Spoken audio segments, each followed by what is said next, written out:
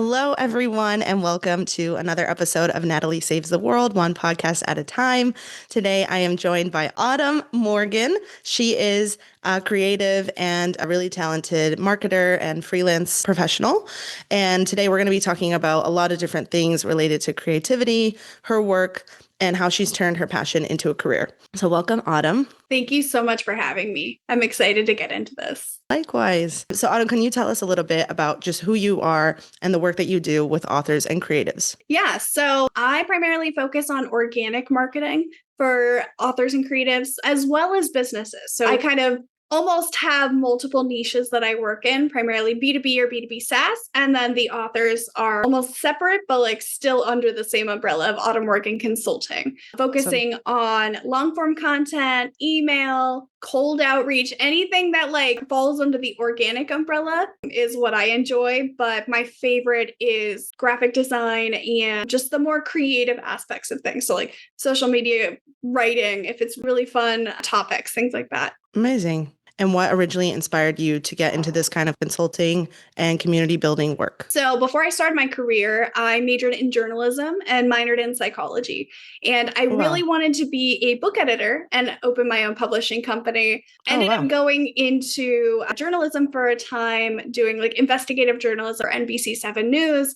And then from there shifted into actual marketing for businesses. So recently I started working with authors just as a way to kind of fulfill younger Autumn's dream of working in the publishing space, but not actually having to edit things because that isn't necessarily my favorite. Right. But that's so amazing that you get to now fulfill your lifelong dream in another way. Exactly. And one of my clients is actually a book editor for fantasy and cozy mystery. So I almost get to like experience that editor lifestyle through working with this client. Totally. Awesome.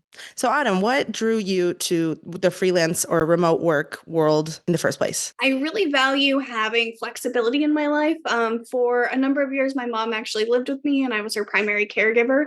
So having that flexibility to like take her to doctor's appointments and go out and about if necessary was really, really necessary for like my peace of mind. Having a standard 9 to 5 would have been really difficult, especially my mom has health problems. So like if she needed to go to the doctor or something, I couldn't just up and leave in the middle of a work day. But if you're freelancing, you're in control of your own schedule, provided that you're actively communicating with your clients and you have a good rapport with them and you get your work done. So you wanted that flexibility. And was this even before COVID? It was, yeah. So I've been working full-time as a freelancer for about 3 or 4 years now, but I've always had freelancing as like a side business, even before COVID. And then you just built it up over time, scaled it. So I co-founded a company called E-commerce Tech. And so that was acquired about 3 years ago and right in line with my honeymoon, funny enough. So it was just like, oh, yay, we're married. By the way, I don't have like a full-time source of income anymore. Sorry, honey. And so I almost was like forced to go into it full-time and like build it up without going super slowly as I would have liked. But thankfully I had a bunch of colleagues that I'd worked with and like a widespread network that I was able to kind of take advantage of. So yeah, actually that was my next question was how did you really transition from the 9 to 5 life into full-time freelance? So it sounds like you answered that. Basically, you built your own company right around the time of your honeymoon? So like the company I co-founded like years before we got married. And then it got acquired right in line with my honeymoon. And so it went from we got acquired and like I'm working full time on building up this marketplace to now I'm just a freelancer and like that's my only source of income essentially. So I'm going to make this my full-time gig that I grow now. Yeah, I'm in a similar stage right now. I was the just regular 9 to 5 employee for years and I was always too scared to go freelance. And it's challenging. It's definitely very different, but I also think it's really rewarding doing something that you love and you're passionate about. And when it's yours, when it's like your baby, basically, even though you're working honestly a lot more. I'm working like sometimes I'll work till like 10 p.m. Doesn't feel like work in the same way. I agree with you. Like I definitely work a lot more, like work weirder hours. For me, part of that though is I have ADHD. And so sometimes the brain just isn't ready to do anything. And I'll spend the whole day just in a state of like overwhelm or like unable to even get started. But like having the flexibility of like, I don't have a boss breathing down my neck unless you count me being like, I need to get this done. I'm finally focusing. Like, I'll see you tomorrow. Oh, for sure. Totally. I have that as well. And sometimes you get like random inspiration at odd hours. Yeah. But also then because you have that freedom, like you said, to take your mom to the doctor or to do things in the middle of the day, you're also then more motivated because you're like, well, I missed like 3 hours in the middle of the day. So now I'm going to do this at 10 p.m. for sure. What would you say has been the most rewarding part about building your own practice? I'd say just like getting to experience so many different businesses and just so many different people's passions and seeing what they enjoy and helping them build that. I love building new things. I love working within businesses and seeing them grow from like idea or like ideation phase to wow, we're actually making a difference and we're fulfilling the passion that created this project in the first place, and being able to help people and companies actually do that is really exciting for me. For sure. And you make such a big impact, just you, which is awesome, you know? Like, yeah. You can actually out instead of like working at a 9 to 5 where, you know, maybe you're just looking at spreadsheets all day, you can really see the impact that your work is making on these people and their lives, on their businesses, and just on their passions in general. Amazing. Yeah, must be super rewarding. And then what would you say has been the biggest challenge in going freelance and building your own business? What's been the biggest challenge? The ability to like turn myself off from like thinking about work. So I had to set a daily like do not disturb mode on my phone where I do not get notifications until 9 a.m. And after like 8 p.m. I stop getting notifications unless I'm actively looking for them on my phone. And I only like I have Slack on my phone, but I only get notified for like direct messages. Anything else is like it's on my computer and that's it. So that's pretty difficult. And then sometimes I do miss that that like collaborativeness or like collaboration that comes from having a team that you work with. But then I just take advantage of the freelance communities that I've become a part of. It's really nice. Yeah. Are you referring to the Growth Tribe or are you part of any other freelance communities? Growth Tribe. I also have I have so many Slack communities at this point. Growth Tribe is a big one. And then I'm also part of Amazing Women in E-commerce and Roaring Ladies in E-commerce. Those two are really great as well. I didn't know about those. Could you share a little bit about those or how did you find them? Yeah. So the company I co-founded was an e-commerce marketplace dedicated toward helping connect brands with the right technology tools and service providers. And I was mostly in charge of the events that we put on every month and then building out our partnership and like sponsorship communities. And so these two communities were created by like some of the partners that our company had essentially. So like some of the technology providers. And because I was in charge of partnerships, like I got added in. And I'm basically like a legacy member there now, but it's under my former company's email address that doesn't exist anymore. So yeah, there's like the laziness of needing to change that over to my current one, but also it still works. Why not? Yeah, for sure. Awesome. Yeah, I definitely, by the way, shout out to Growth Tribe. Adam and I actually connected from the Growth Tribe. I think, and I actually discussed this with my mom, who I also had on the podcast. She's an artist, like she paints, and just finding a community, especially when you go independent, is so crucial. I think that finding other people who get it and feel like they share your same challenges, they share your same struggles, whereas your friends who are working the 9 to 5 life or your family or whoever, they don't necessarily get it in the same way, those same challenges. So I think having other people who've been through it or who are going through it currently really helps in making us feel more supported. Yeah, 100%. Growth Tribe is where I found a lot of my most recent clients, funny enough. Like over the past couple of years, like they've been through like Growth Tribe introductions. Amazing. Love that.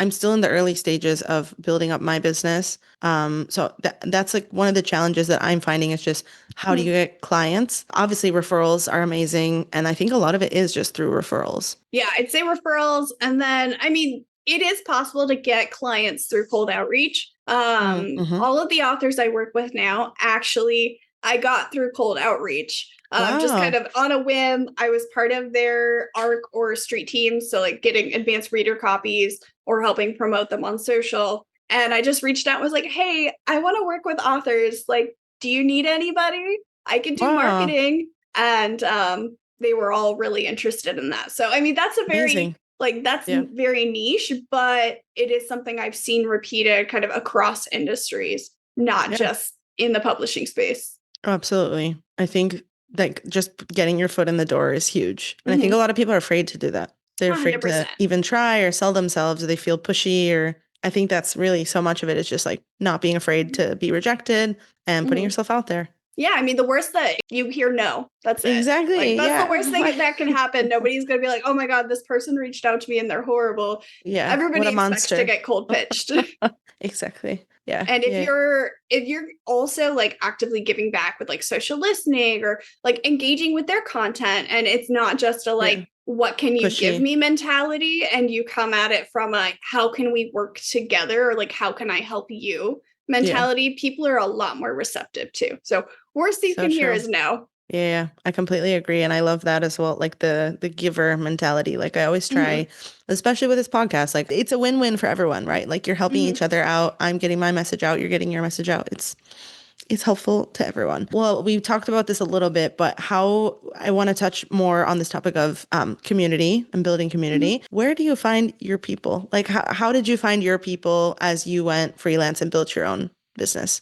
Kind of a combination of groups like the Growth Tribe and then also Hmm. just going to events. So I do a lot of event Yeah. marketing for my clients. I actually got a text message this morning from a friend that I met at an event that I sponsored back in, I think it was February or January of this year, inviting me to another event that her company is hosting. Unfortunately, I won't be Amazing. able to attend because Yeah. I already have travel plans, but that's where I'm getting my community, is making friendships. Even like I'm more naturally introverted, Really. but if you can find that like 1 to 2 group of people that you really vibe with, even Yeah. if it's a big conference, like it makes it feel a little bit more intimate, and it makes Yeah. it easier to feel like you're connecting with them. Totally.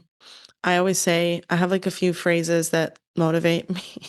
And I always say you Mhm. never regret a workout and you never Mhm. regret a networking event. And I think Yes. any like big event can be very, even for me, I'm very extroverted, but even for me, it can be very intimidating sometimes to like show up Mhm. to one of these big events, big conferences where there's like 200 people in a room. That's overwhelming for anyone. Mhm. So, but I always just say, you'll never regret it because you always enjoy it Yeah. afterwards. And I think you make such great connections. Just having those, random conversations with people you wouldn't expect to meet, and you never regret it. It's always worth it. But it's just Yes. like pushing ourselves to go. That's the hardest Mhm. part. I love those sayings. And I actually have a similar one that I always say. It's that only you can decide what breaks you. Meaning, Mhm. if Yeah. something feels overwhelming or like it's going to be too much, like you can make the decision that it's not, and work toward it and do your Yeah. best. And if it breaks you, that's generally like breaks like a decision. Yeah. If you say something's too much, you're giving up unless you've like actively tried for it. That's at least a saying that I say to myself, if Oh, that's I great. think something feels overwhelming. And sometimes, that's also a good reminder for like life when things feel Yeah. difficult and like the work life balance feels impossible, you're only given things that you can handle. And Totally. if you can't, usually that might be something that like you either haven't figured out the solution for, or you can workshop around it and find a way to handle it. Yeah, absolutely. I agree. I think, yeah, you can always like just take something off your plate or like really Mhm. reprioritize what matters, what's important. Exactly. Yeah. Yeah. Awesome. Oh, I love that as well. Great saying. Thanks. I'm going to use that going forward. Well, can you share an example of a friendship or a collaboration that grew out of your freelancing life? Yeah. So the biggest one is Derek Haney and Shayna Haney. Shout out to them. They were actually the ones who gave me my start in the marketing space in the first place. Oh, wow. And Derek is the person I co-founded that marketplace with. Oh, So wow. they've very quickly, after hiring me back like a decade ago at this point, became very good friends, and we still keep in touch. And I very strongly consider them close friends and mentors. And then more recently, Julie Awesome. Calnero from the Growth Tribe is somebody that I've become pretty close with, and I definitely consider her a friend, like not just a freelance friend, but like a friend Yeah. friend, which is always really nice. Amazing. Have you met like in person ever? No, we Oh, live in wow. completely different states at this point. I love that. But I love that that's possible nowadays. You know, what a world. Mm-hmm. Awesome. I know we talked about this a little bit, and you mentioned like your boundaries that you set with Slack, but are there any other boundaries you set between work and life when your laptop is basically your office? Like, how have you navigated that? Yeah, so I only open my laptop for work. If I'm not working, it's off. It dies more often than it probably should, just because I'm not using it if I'm not working. Like if I want to watch Right, Netflix, it's on my TV. If I want right. to, even if I want to like look at Amazon, I just go on the app on my phone, Smart. unless it's for like ordering something for work for like a client or something. So that's a big one. I just don't open my laptop at all unless it's for working. That's so smart, though. That's a great idea. And then it's like 100% separation between Mhm. work and life, hopefully. Awesome. Yeah, exactly. Awesome. Well, you mentioned to me, not on the podcast thus far, that you're a really big reader and you wanted to Mhm. work in the literary space. Are there any books that have shaped you in terms of how you think about relationships and community, or any particular books that come to mind? I actually did grab a couple, like two books Oh, that you brought them with. so I one got them is today. Burnout, The Secret to Unlocking the Stress Cycle. This one is Ooh, really good. It is geared primarily toward, women and figuring out your relationships in the workplace, navigating who you are as a professional and kind of coming at it from a place of giving yourself grace and understanding. And then the other one is from an event planner that I really love. I've had the opportunity to speak with her a few times just about working together. We haven't had the hmm opportunity to work together yet, but The Art of Event Planning by Gianna Gaddini is very powerful, has some really great tips just like on networking and events and how to make the most of them, and then also how to plan events that give people basically the most bang for their buck, the most opportunities for the time that they've spent at that event. Amazing. Are there any tips you want to share with the Oh my audience gosh. from this book? Anything that comes to mind? I can't remember off the top of my head the exact wording she used, but hmm it was essentially paying attention to the questions that people are asking, like during an event, and using that to shape future events. So, like, Smart. listen to what people are telling you. Like, they're telling Yeah. you what they care about, what topics they want to hear about, what they want to learn. And that should inform the content for any future events that you're doing so that Right. you're constantly speaking to your audience's needs and the things they care about. That's so smart though, because I think we don't do that enough just in general in marketing. Like Yeah. we say we're doing all this market research, but that's actually doing it, like really taking to heart what they say. Mhm. Amazing.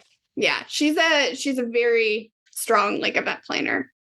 Amazing. Well, I will have to read both of those. I don't do a ton. I've done a little bit of event planning in the past, in my Mhm, career in marketing. I think it's so crucial. Now, it's also so funny to me. Like I feel like we're in this digital era where everything is online and everything's, mhm, e-commerce, but yet still after all this time, the most effective way to close deals is in person. mhm. Like we get the Yeah. most connections and the most actual leads from in-person events after all this time. It's just funny. Mhm. Funny to me. Yeah, I was in charge of events for a company called North Beam for for about like a year and a half or so, just building out their event strategy, and it was incredible, just like seeing all of the different touch points for the events we were going to and how those like culminated into actual revenue for the company because it was like, oh, we met XYZ person at this Yeah. event. They introduced us to this person at the next event. And then that person introduced us Right? to this person and each of them like ended up closing at XYZ time. So it was really fun. Yeah. So true. I think events don't get enough credit because they are really so crucial. Mhm. They are And really hard to like track yeah, the actual efficacy of. So you right. have to be very, very conscious of like, I met them here, and like taking track of those touch points. Otherwise, it's impossible to gauge like, did that Yeah. actually end up with like the close or not? ROI. And events are expensive as well. Some of these events, it's Yeah. insane. What's been the highest ticket event you've ever planned? Ballpark. So this was for a company in the healthcare space. I think our budget for that sponsorship was about 150,000. Oh wow. Yeah, Yeah. that's a lot. I've heard of That even was more fun. though. Like that's Mhm. huge. Some of these events I've heard, like CES, for example, some of the booths Mhm. there are like 250K, a Yeah. million. Yeah, Crazy. this was for Health 2020, I think 3 or 4. It was pretty big. 150K. No big deal. Mhm. Yeah. No biggie.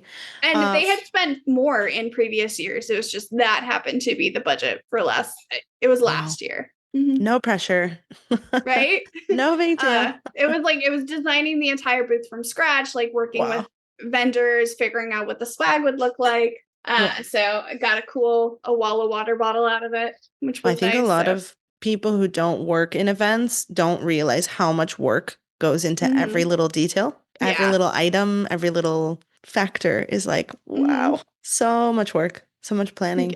And then Wow. just like figuring out who from like your company is going to attend. Oh yeah. So many changes, I feel like happen all the way up to like the day the event starts. Oh And yeah. so you're constantly like changing the names on the back end, and then that can cause complications at the event. Actually, that was a question I have for you as well, was just like, Mhm. how do you keep track of all, do you have like templates? Do you have like, I don't know, is it all in Google Sheets? Do you have like a Monday board? Do you have multiple platforms? Like, how do you keep track of all these event logistics? I'm a big proponent of Notion. So like Notion. I Okay. scream it to the rooftops all the time, get all of my clients on it. I actually did a small Notion training for Growth Tribe a few months ago. Just because I Amazing. was like, I want everyone to know how to use it. I even use it for personal stuff. So I do D&D with my husband and friends in my spare time. Love it. Wow. So like I use Notion to keep track of like the entire story and like what that campaign's gonna look like. Wow, I love it. I'm the Mhm. same. Well, it's funny. I've used all these tools. I've used Notion, I've Mhm. used Monday, I've used Jira, Asana, basically all of Mhm. them. And Trello, they all all have, the things. yeah, wait, Trello, there's ClickUp. I've used basically all of them and they're all essentially the same. But that's why I was curious. Like, so you prefer Notion's functionality? Is it the pricing? Mhm. Like, what exactly do you like the most about Notion as opposed to other tools? Like, yeah, I like the functionality a lot. Like it has the ability to almost like create anything you can think of. Yeah. And if you have a hard time putting that into action, there's hundreds of templates to choose from too. Yeah. So you're never at a loss of like what to use for like tracking information, keeping track of like your tasks that need to happen, any subtasks assigned to that. And it's easily shared with people like across departments. Yeah, I like Notion as well. I like Monday. I don't know. I think I like the colors. Like it's just like very, very easy to Mm-hmm. see visually. I don't know. I've really used all of them. I like Jira also. I feel like more technical roles, they use Jira a lot. Just depends. Mm-hmm. Depends on the team or your needs.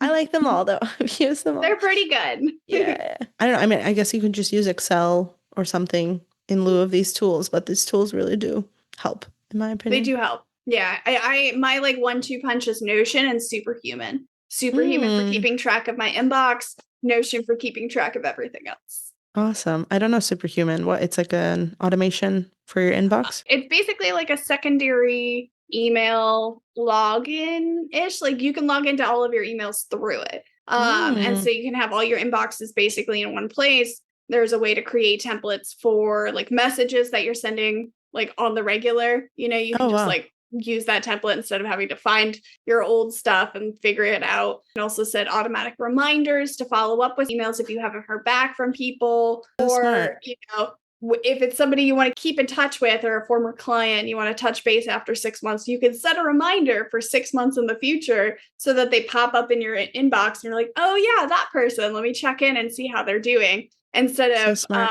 I've seen some freelancers do it manually with a spreadsheet. Others just try to rely on memory and hope for the best. But it's been really helpful for Awesome. keeping in touch with people. Superhuman. Okay, I'll put that in Superhuman. the links for the podcast.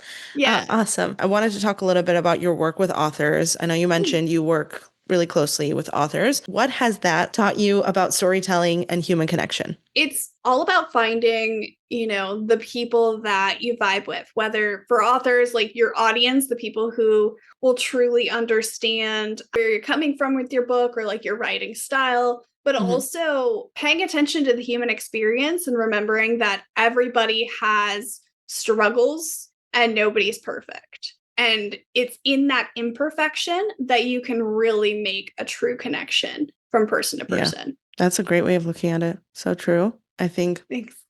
we're all flawed, or we're all like weirdos or what in different ways. And I think I'm noticing now in this world of AI, especially with all this like AI created content, what people are really craving right now is something flawed and something genuine and human. Like that's what makes us human, is our flaws, and we're not robots. And I think that's a great way of putting it, like how we can connect with other people and their stories is especially through what makes us unique and what makes us flawed, if you will. Perfectly imperfect is what I always call it. And I mean, if you think about like your closest friendships, those are the people that more often than not have similar flaws to you or similar imperfections, things that they're struggling with. Maybe they have similar struggles or similar personalities, but those are the basis for that connection. And it's the same whether you're going to an event or you're reaching out to somebody with a cold message hoping to work together. It's figuring out what that point of similarity is in that perfect imperfection. And then that's where you're going to make the connection. It's not just by coming across as another corporate zombie or sending the same ChatGPT AI created spiel that they just puked out in the last like 30 seconds. I think AI absolutely has a place, but it should not be a replacement for genuine human connection. Yeah, I agree. I think that we're craving this more and more in this new era of AI. Like we really want, I don't know, the rawness, the realness. I don't know. It's more human, I guess. We miss the human touch. I feel this way at least.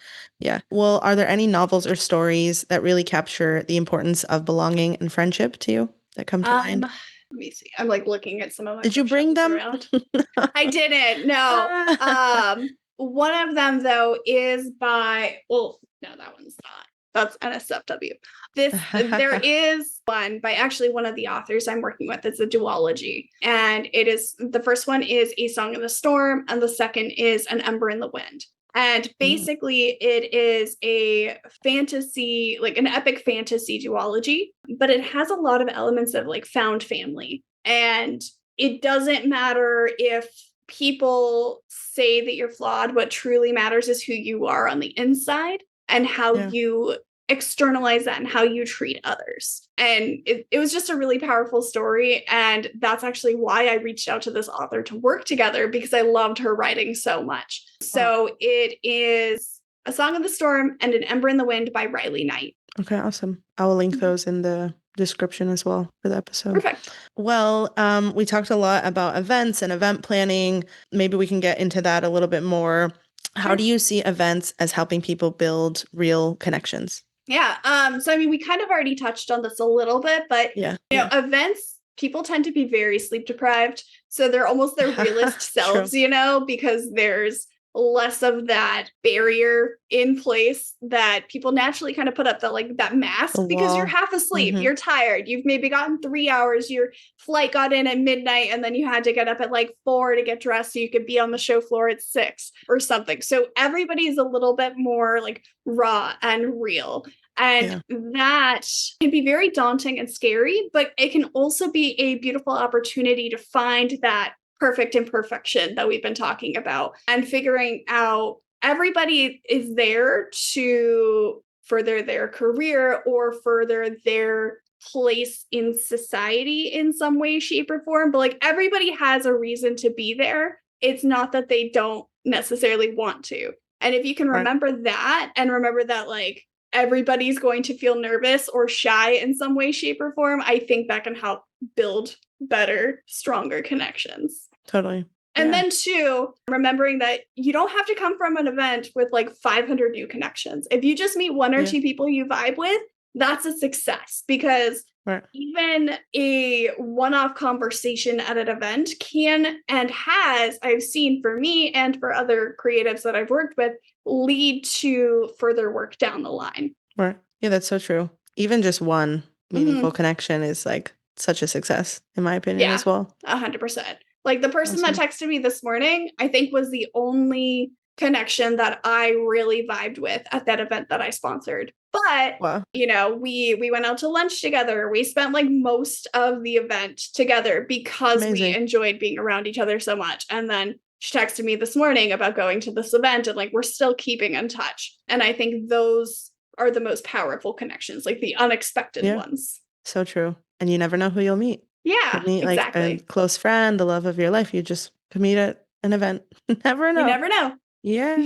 I've made some pretty good friends just from going to networking things. So yeah, you really never know. Do you have any advice? Well, going off of that, especially, do you have any advice for introverts when it comes to going to an event, whether they find it intimidating or they're just a little scared to go?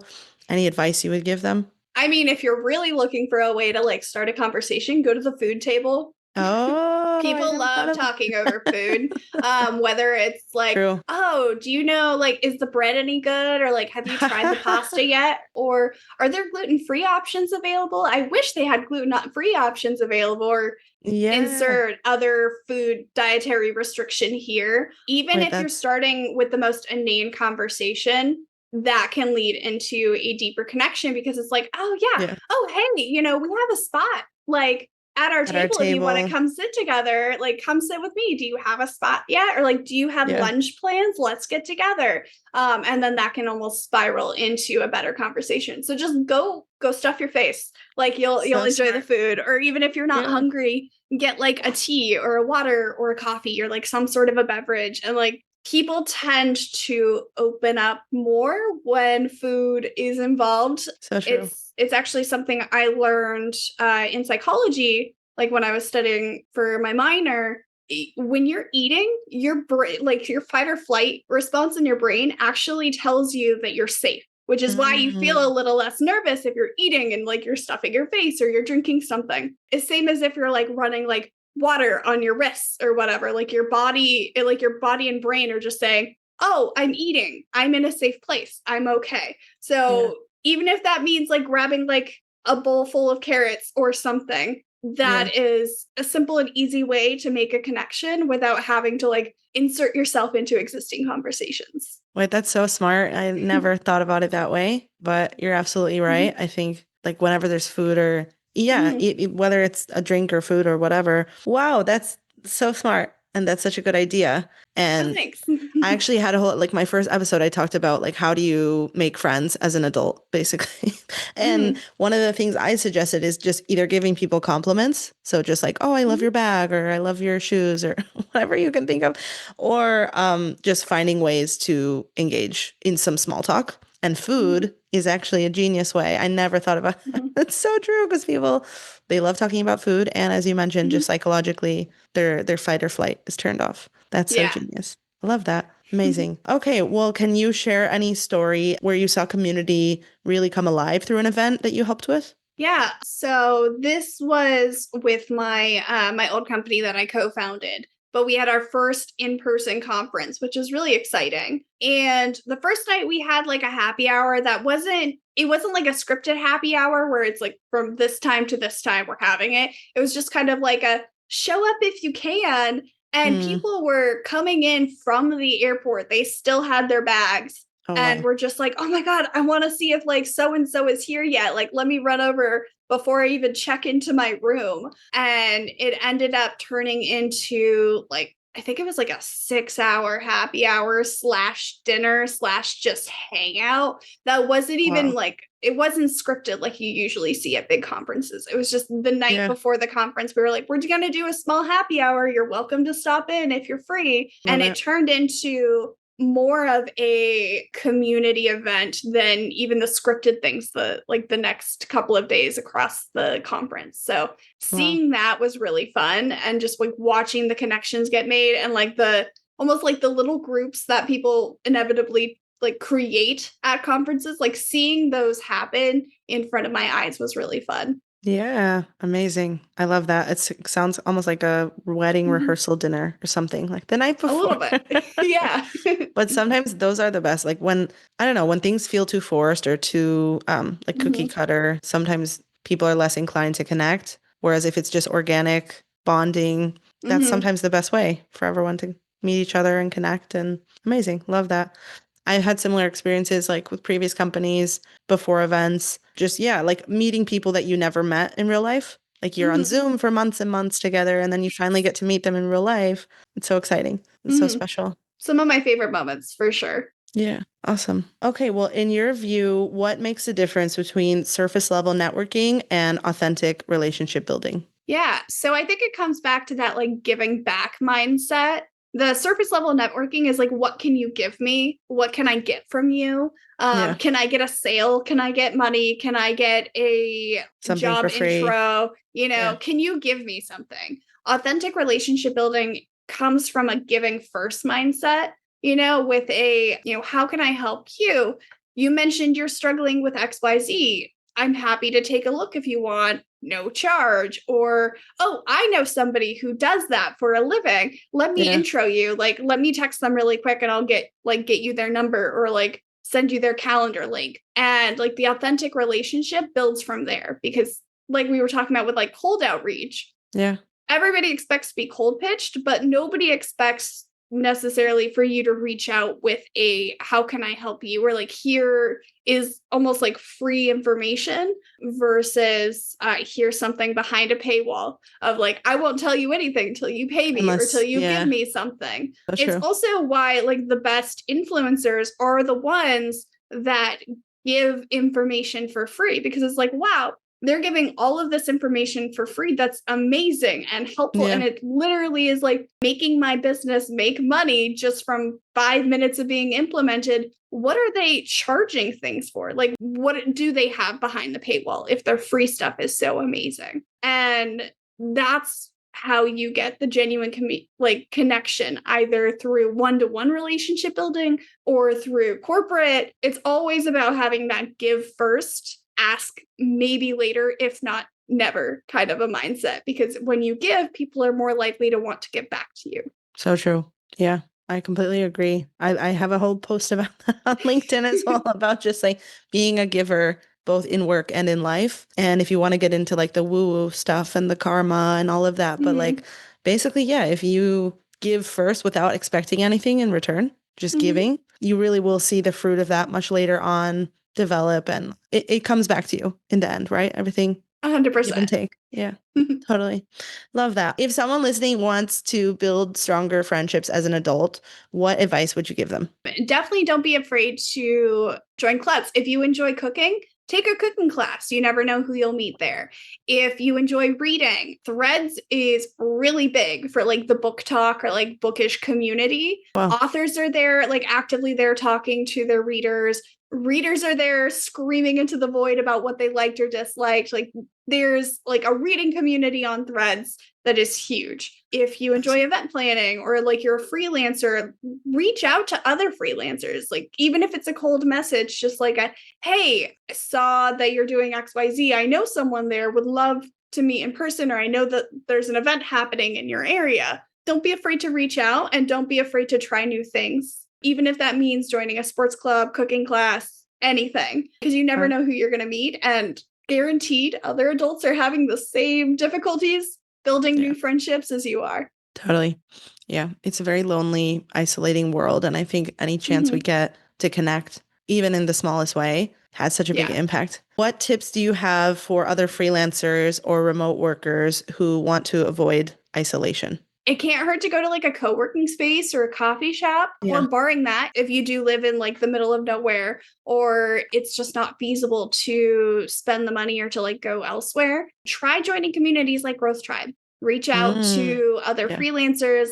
You can even do I've done this with a few friends. We call it our like body doubling days where we're not even talking. We just have each other on Zoom and we're getting our work done at the same time. Oh, And maybe wow, there's like a really? conversation once or twice, but otherwise it's just They're just there in the background? there. They're just the ADHD body double to like help you get the work done that you need to. That's so And it smart. has that added feeling of like being in an office environment where you're not talking to your coworkers, you're just all getting Yeah, your work done together at the same time. that's so smart. I've never heard of that. How did you come up with that concept? So I mentioned her earlier, Julie Calinero and I both have ADHD, and we were both struggling one day, and we were just like, let's just do a body doubling day. Like, I don't need to talk to you. I don't need a friend today. I just need someone to sit with me. So I actually do the stuff that's been on my list for the past 2 weeks. Oh my gosh, I love that. It worked out really, really well. Wow, such a cool concept. I'm gonna have to try that. That's genius. Okay, and then last question. What have you learned about investing in relationships that truly matter from all of your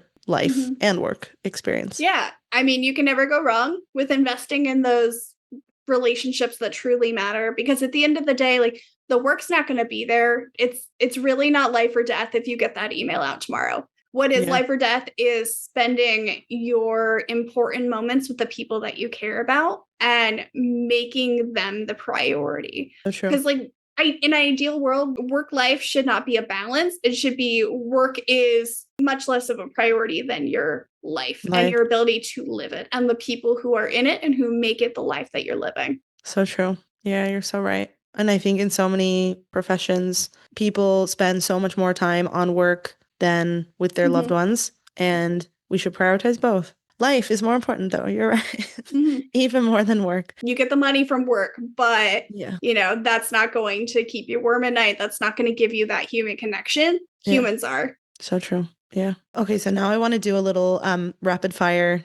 Just say the first thing that comes to mind when I ask you each of these questions. What's your favorite book of all time? I honestly don't really have one, but I do have like favorite authors. So like Gina Showalter is one that has been really powerful for me most of my life. One of my favorite authors. If you could have dinner with any author or creative, who would it be? I mean, I would definitely love to like get all of the people in Growth Tribe that like I've interacted with and actually meet them in person. I think it would be so fun, because I've had coffee chats with them and conversations, but we've never actually gotten to meet in person. And I would love that opportunity to do like one big like event where it's like all the Growth Tribers are together and I could meet the people that I've actually become friends with or like interacted with. That's a really good idea. Maybe we should bring that up to that. We can talk about that offline. Okay, awesome. And what's one ritual or practice that helps you recharge? So I meditate every night before like getting ready for bed. Nice. And then I also I try to go on daily walks. Just step away from the computer, leave the phone, or like put it in my husband's pocket because then I can't reach it, and just be in nature, or at least just outside in the fresh air. Awesome. Yeah. Super important nowadays, especially. And last question, what's the best place you've ever traveled for work or for fun? I loved Italy. It was Lake Garda, Bardolino, Italy. And then there's also, it's called La Chiesa della Madre, I think. But basically, it is a church built into the rock face of a mountain in Italy, just outside of a national park that they have there. It's the most gorgeous place I've ever been. Just so green, and definitely recommend going if you have the opportunity to. It's near Verona. Amazing.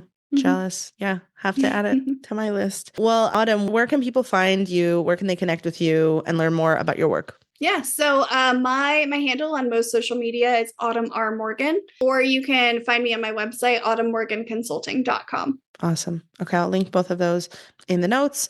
And finally, what's one last piece of encouragement you'd like to leave our listeners with when it comes to building meaningful connections? The best connections come from the most unexpected moments, whether that's standing in the grocery store line and commiserating with somebody over how long it's taking just to be checked out, or by going to an event and making conversation with one or two people. Don't be afraid to, stand by the food table and talk about the options. And all of the difficult moments are things that you can handle because you are strong enough to do so. And that includes making connections with people, even if it feels difficult. Totally. Yeah, couldn't agree more. I'm the same, think the same. Awesome. Well, thank you so much for your time, Autumn. I had a wonderful discussion. Loved having you on here. Thank you all for listening to Natalie Saves the World, one podcast at a time.